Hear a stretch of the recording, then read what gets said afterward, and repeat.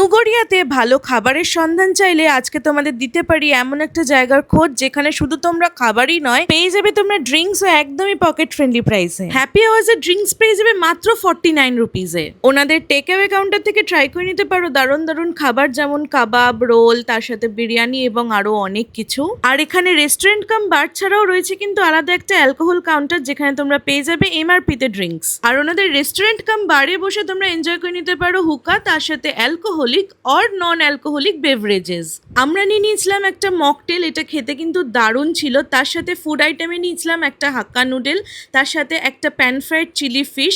হাক্কা নুডলটা দিয়ে pan fried chilli ফিশটা just জমে গেছিল। আর টেক অ্যাওয়ে কাউন্টারে কাবাব দেখার পরই মনটা খুবই কাবাব কাবাব করছিল, তাই জন্য একটা নিয়ে নিয়েছিলাম রেশমি কাবাব। আর বিশ্বাস করো, এটা খেতে সত্যি দারুণ ছিল, ভীষণ সফট আর জুসি। কবির সুভাষ মেট্রো স্টেশন থেকে মাত্র 5 মিনিটসের ওয়াকিং ডিস্টেন্সে লোকেটেড উপহার টাউন সেন্টারের স্পেন্সার্স এর একদম নিচে এই রেস্টুরেন্টের নাম হচ্ছে নীলস কিচেন।